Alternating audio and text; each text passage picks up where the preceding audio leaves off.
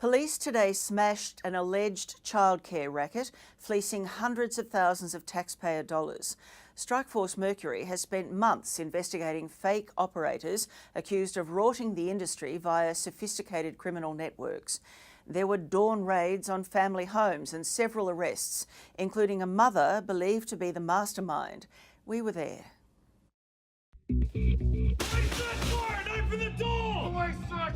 It's a evil, sophisticated syndicate.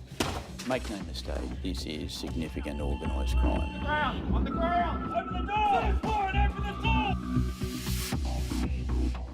door! Balaclavas, bulletproof vests, weapons. There is no room for error. Heavily armed police gear up and take off, ready to smash through more than a dozen front doors across Sydney's southwest. This is Strikeforce Mercury. Police search warrant! Police search warrant! The suspect refused to open the door, so as you just saw, the police had to force entry into her home. They're just securing the scene now and they'll bring her out. It's police against alleged fraudsters, accused of ripping off Australian taxpayers. What's happening inside right now? Today we've got a number of police conducting an arrest in regard to an alleged childcare fraud that we've been investigating for the last 6 months. Detective Superintendent Linda Howlett heads the operation. People aren't actually taking government money, they're actually taking our money. They're stealing from their fellow Australians. So that's why we investigate these crimes and we obviously take it very seriously. As parents, how important is it to protect the childcare industry? I mean, half of us can hardly get our kids into childcare. It's significant because most Australians are paying a lot of money for childcare, and these offenders are actually ripping off the system and making it harder for everyday Australians to get their children into placements. They're living in family homes tucked away in suburban Sydney, and most of them are parents themselves, but police allege they've been running one of the most sophisticated criminal syndicates they've ever seen. They're accused of rorting one of our most important systems, childcare. Today across Sydney, 18 of those suburban homes were raided by police. Coordinators, educators. Anything you'd like to say to Australian taxpayers? All accused of playing a role in the fraudulent scam. Selling a child's identity to make money is a pretty low act, don't you think?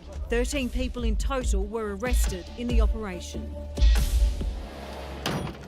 You don't ever know what's going on behind closed doors, do you? Yes, and they're living the lifestyle on our government money. It's as simple as that. 46-year-old Susie Zrika is the accused mastermind. A single mother with a young daughter, left behind in tears as mum is led away. Being arrested like that at your home, what sort of example do you think it sets for your child? It's alleged Zrika and another man, Ali Al-Sharifi, have been posing as directors of ABC Kids and Care, a family daycare service where police claim very little care is being offered, but hundreds of thousands of dollars in government payments are being made. This is the childcare centre, the main administration office, and this is where they process their claims. It doesn't look like a childcare. No, we'll be alleging that this is a mock setup. Police say this setup is fake and elaborate. The business's so-called philosophy is plastered on posters on the wall. At ABC Kids and Care, our utmost priority are the children. So all these signs on the walls, are they rubbish? No, they actually do exist, but what we will be alleging is they've put them up for, it's a mock shop front, quite frankly, just to try and legitimise the business that they're running.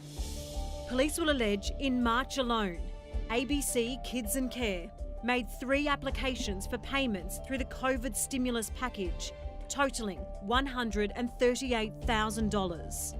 Between March and October this year, police allege the company received more than $500,000 in fraudulent childcare subsidy claims.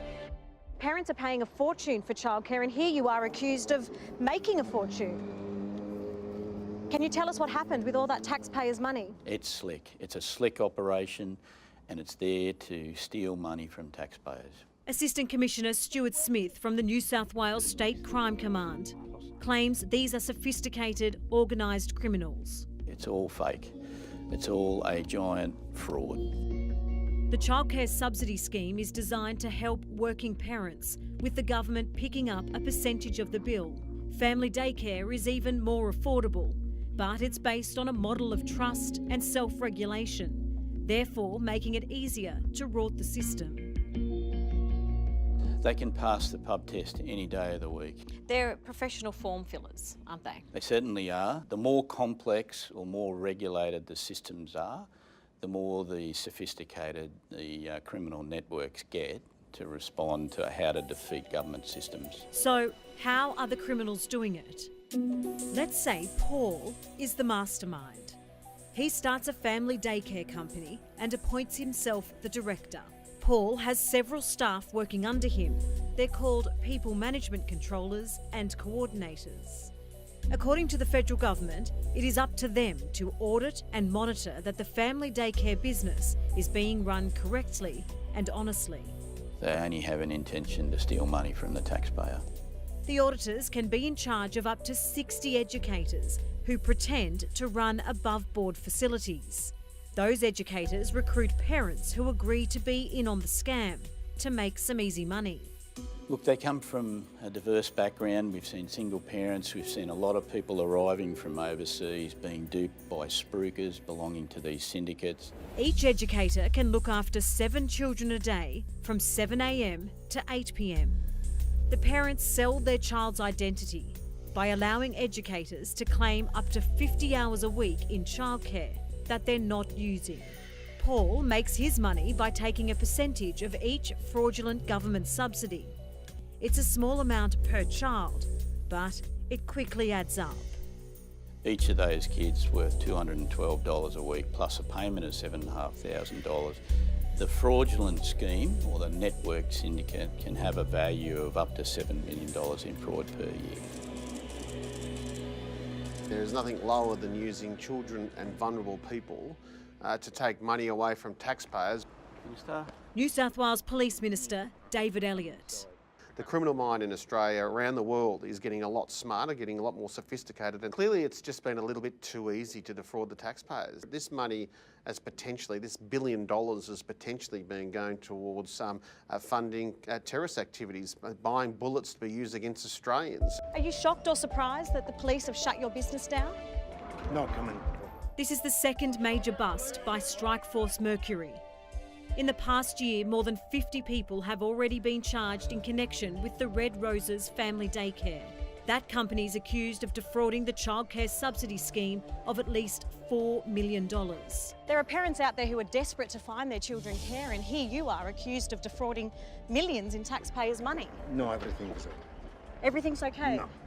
Well, police don't think everything's okay. The Commonwealth's going to have to really look at the way that the auditing has been done, because clearly the auditing has let the situation continue. Well, it's private, internal staff auditing government money. We can't have a situation where we just have desktop audits, computer audits, audits that have been conducted online. We can't have a situation where criminals can tell auditors just to go away and they don't want to be bothered by them. Anything that will help us go after these criminals and make sure we deal with them, of course we would look at. But Federal Education Minister Dan Tehan has dismissed calls for the private model of family daycare centres to be scrapped altogether. No, that's not on the table. What we have on the table is making sure that we cooperate at the Commonwealth level and the state level, right across the country, to go after people who seek to defraud the Commonwealth. Well, everybody wants less bureaucracy these days, but it seems like we need to Look, there's a balance. There's a balance to be found. A lot more work needs to be done to tighten up the scheme to make sure that the money's not available to fraudsters. Well, Dimity Clancy joins me now. Dimity, today was about one alleged group, but the New South Wales Police Minister told you this is a billion-dollar industry funding terrorism. What more can you tell us about that? Well, Tracy, a criminal intelligence report released last year found evidence that some of the money being made through childcare fraud here in Australia was potentially being used to finance terrorist activity in Syria and Iraq. Now, that same report also found that the vulnerable people being caught up in these schemes were of Middle Eastern and African backgrounds. Now, so the suggestion is that some of those vulnerable people were signed up before they even entered Australia, so they didn't really know the magnitude of what they were getting themselves into, Tracy. So how do we stop it? Well, New South Wales Police, Tracy, say they cannot arrest their way out of this problem. They cannot close the loophole. They say that the current federal government scheme needs to have less trust and better regulation. But they say today's arrest is the tip of the iceberg. They have identified more of these syndicates. But the big question, Tracy, is just how much federal government money is currently being paid to these criminal syndicates. And if this problem didn't exist, would the cost of childcare actually be cheaper? Good questions. I'm sure you'll stay on it. Thanks, Dimity. Dimity Clancy there.